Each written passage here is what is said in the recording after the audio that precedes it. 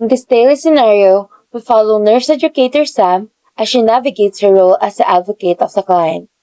Each day brings unique challenges and opportunities for her to advocate for the well-being of her patients. Let's join Sam as she tackles her daily tasks while embodying the nurse educator role with creativity and emphasis on advocacy. So, okay ma'am, that's it po. So, healthy naman si baby and kayo. So, pwede pa sa baby number 4. Good morning po, Tom. Okay, good morning. So, okay naman si baby. Okay naman po pag naka-check ko sa kanila. So, ang monitor na lang yung vital signs ha.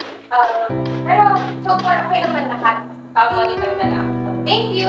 Buo na lang ko ha. Thank you po, Tom. So, may nilalasat na ako na gamot sa inyo. Ito yung Bertotral pill po na tinitake niyo po nung same lang din po sa as before.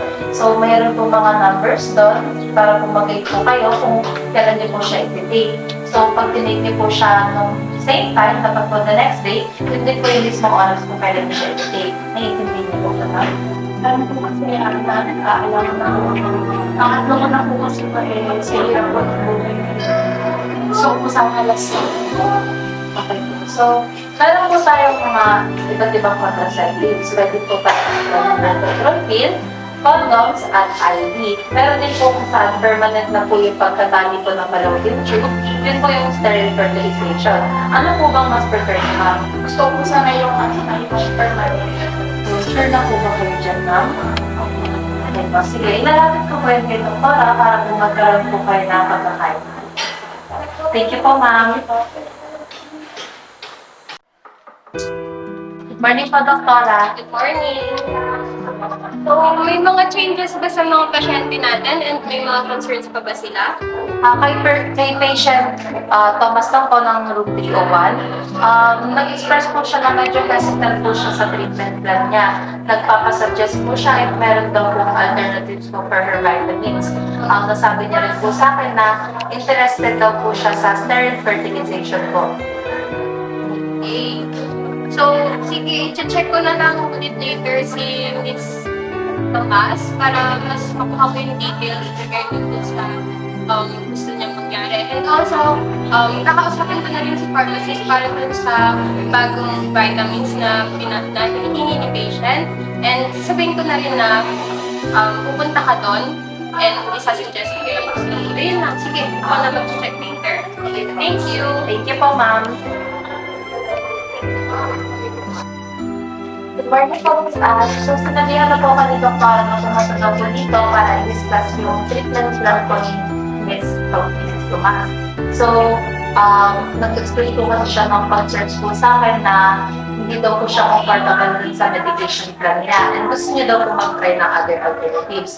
So, pwede po ba natin i-discuss yung medication plans niya together? Yes, of course, Nurse Sam. So, tingnan lang natin yung chart ng patient. So, para ma-discuss natin yung mga potential alternatives na nag-a-address ng concern ni patient, sir. And also, nasabi ko sa akin yung kanina about sa concern nga ni patient. And yun, base, pwede kong i-suggest na yun nga, palitan yung mga medication ni patient and also yung mga alternatives sa kanyang gamot. Also, pwede na natin i-consider yung mga karagdagang gamot na mag-manage ang condition ni patient. That sounds again like a good plan po, no? So, ang mahalaga po na kinoconsider po natin yung feelings for the patient regarding po sa gamot niya. Thank you po, Ms. Ash. Good afternoon po ulit, ma'am.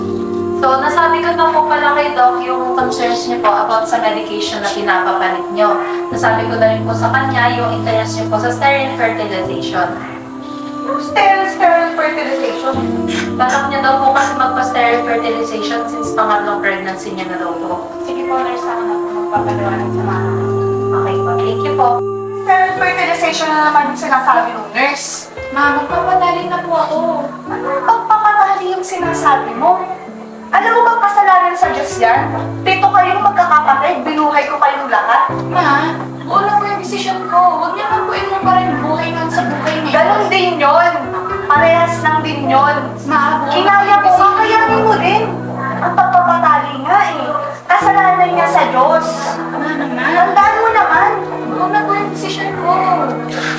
Okay, ma'am. Okay Miss ko, mauna na po. Sige, Salamat thank po. you. Salamat po. Pag-isipan mo ah. Good morning, Nurse Jonah. Kamusta ka naman? Okay naman, Nurse Nicole. So, ito na nga. Alam mo ba kanina sa private room, nagtatalo yung mag-nanay. Kasi gusto ng magulang mo magpatalo ang anak-anak. OMG, ang baby asawang pogi dumalaw kanina.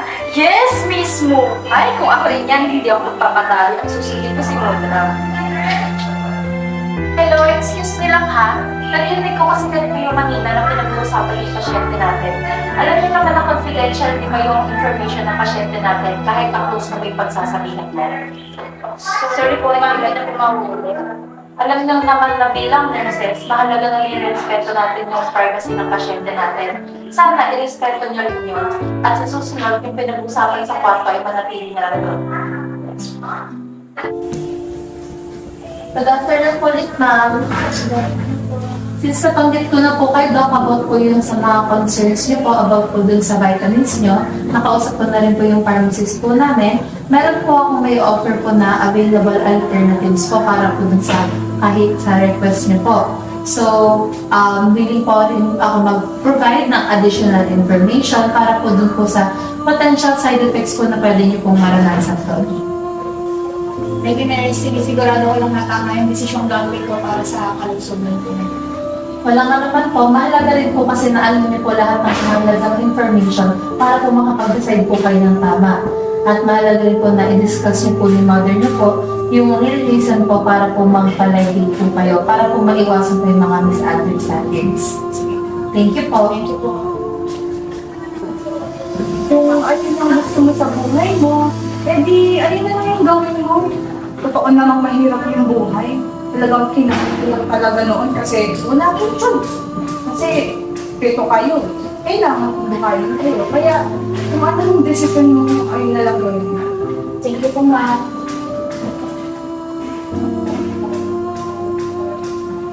Yes po, sige po. Thank you po.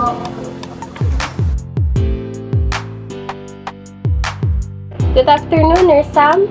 Gusto ko lang sana mag-thank you sa'yo and gusto kitang i-commend sa ginawa mo today. Lalo na yung kay Mrs. Tomas. Syempre, sa pagtanggap sa request niya na kumuha ng bagong vitamins and nakausap ko na rin yung pharmacist regarding doon sa ipine-request niya. And doon sa pagtulong sa kanya na sabihin sa nanay niya na gusto na niyang magpatali after ng panganganak niya. And syempre dun sa dalawang nurse natin na bago, alam mo namang nagchichikahan sila kanina. So, ayun, thank you sa pagsuway sa kanila. Thank you po sa kind support. Siyempre po, trabaho ko po talaga na pagkukunan ko ng atensyon yung aking mga pasyente. Ang kasaya po ako na nagkakaroon po ako ng impact dun po sa healthcare po ng aking pasyente. Basta, ipagpatuloy mo lang yan ha. Sure ako na marami kang may inspire na nurses dito. So, mauuna na ako ha.